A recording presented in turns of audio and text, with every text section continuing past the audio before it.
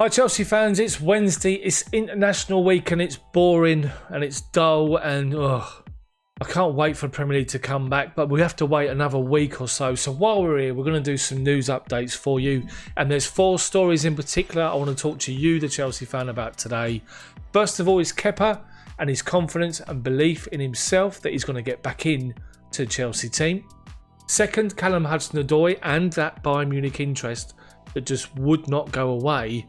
Third, Toni Rudiger, with some interesting reports coming out about what happened on deadline day. And finally, Frank Lampard's bloated Chelsea squad and how we all feel about that going forward. All this in the video today. Make sure you stay tuned, smash that like button for me, subscribe to the channel, and let's get cracking.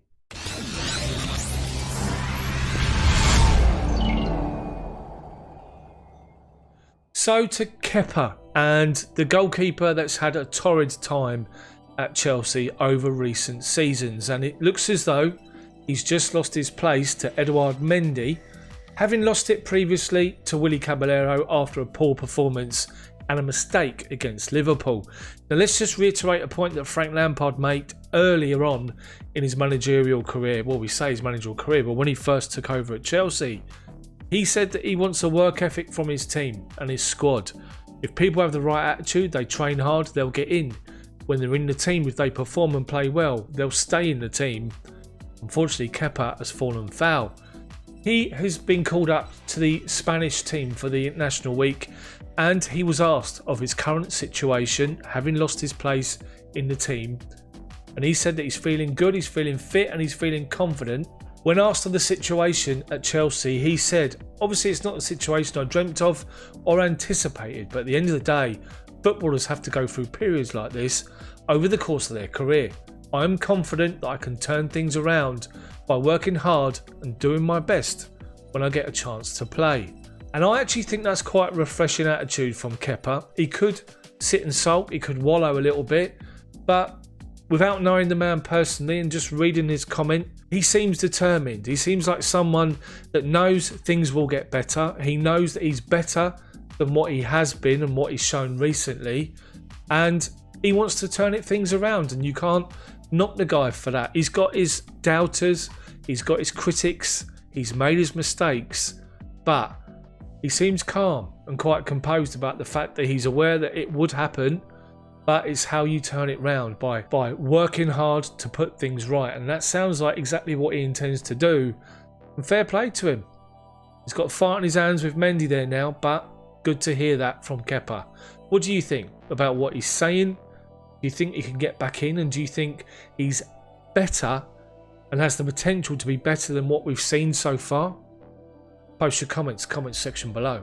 So to the situation with Callum Hudson-Odoi and Bayern Munich, who just will not go away. And we know that a while ago, Bayern made their interest in signing him on a permanent deal clear. Chelsea rejected 35, 40, 45 million offer from Bayern Munich to take Hudson-Odoi to Germany. And reports at the time said that he might favour the move.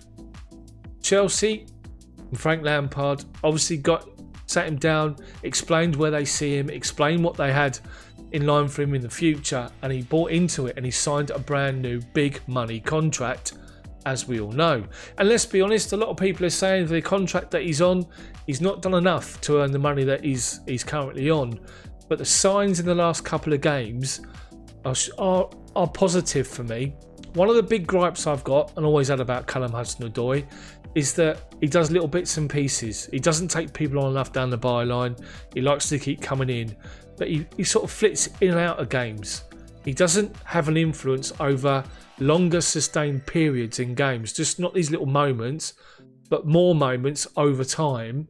And we're beginning to see him do that now. West Brom, got his goal, played well second half.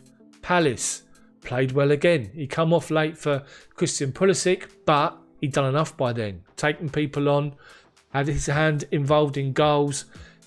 It's good to see. And Bayern Munich wanted to try and sign him again. And there's reports that they wanted a loan move, a 1-year loan with the option, get this, 70 million at the end of the loan arrangement, next year.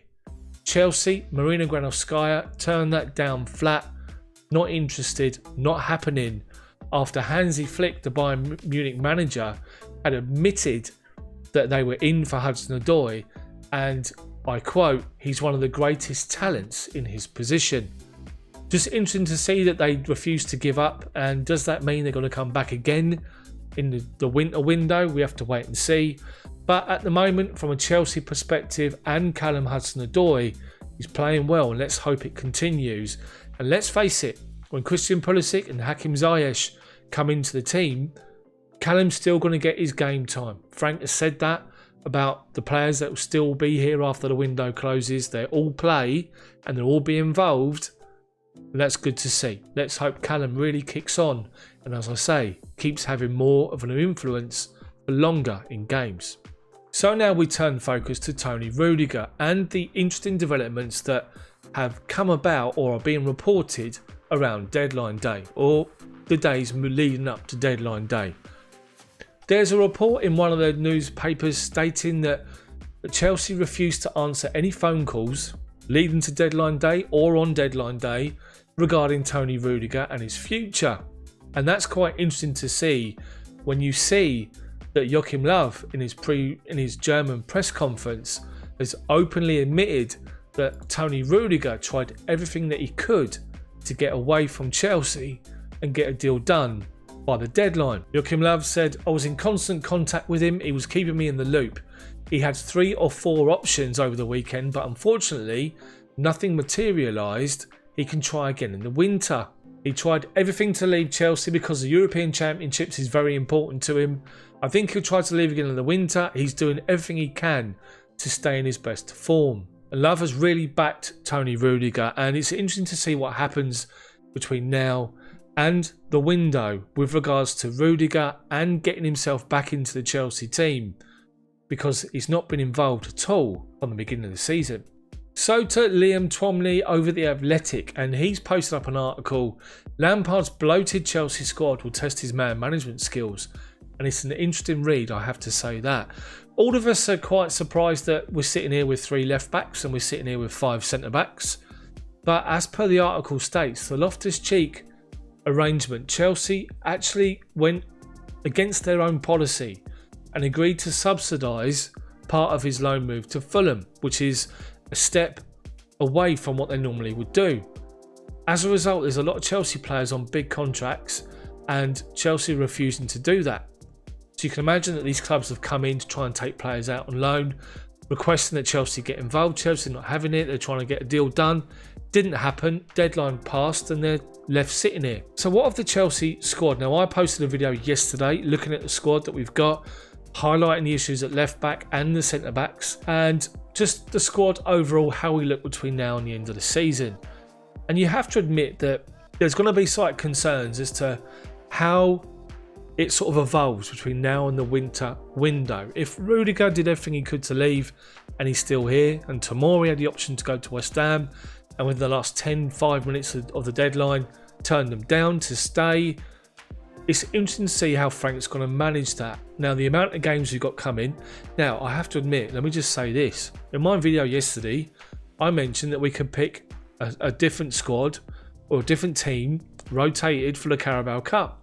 Of course, we lost to Tottenham, didn't we, on penalties? Things just like that just slipped my mind because you just don't focus at all on Tottenham.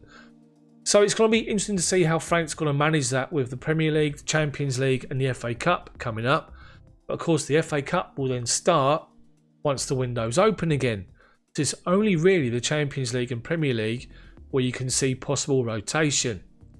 But again, in order to try and to establish yourself up there towards the top and challenging, you need to play your best team. So you could end up with some players that are just not involved whatsoever. And I said earlier, Rudiger's not been involved at all in any of their games so far. Emerson was involved because Alonso wasn't, because of what happened at West Brom. Will Alonso now get back in and Emerson now find himself in no man's land with no football? We have to wait and see. But what about the window as well with the people such as Danny Drinkwater, Baba Rahman and Victor Moses? What's going to happen to them? The Championship, window closes. Loan moves or moves between the Premier League and the EFL, the Championship, League 1, League 2, can happen up until 16th of August. Could you see Moses, Drinkwater and Rahman go out on loan to the Championship? Have to wait and see. But Chelsea have 28 players that have gone out on loan already, and there's some big names that have gone out, as we know, the likes of Loftus-Cheek, Barkley, Ampadu, Batshuayi and more. And it's just interesting to see how Frank's going to manage it. What do you guys think about how it could be managed this up until the window? Do you think that some players are going to kick off and cause a bit of a problem? Hopefully they won't. Hopefully they'll be professional. And let's face it, have an attitude like Kepa, that they're going to continue to work hard to turn things around and get back in. That's what you want to hear. And hopefully that's what they're going to do. So that's it from me, guys. Just a quick Chelsea news video for you on those 4 particular stories that caught my eye. Let me know what you think about anything that's been discussed in the video in the comment section below. Smash the like button for me, then subscribe to the channel if you haven't done so already, but make sure you hit that bell for notifications so you don't miss when my videos come out. Thank you so much for watching and for your continued support. If this is your first time here, welcome. See you tomorrow.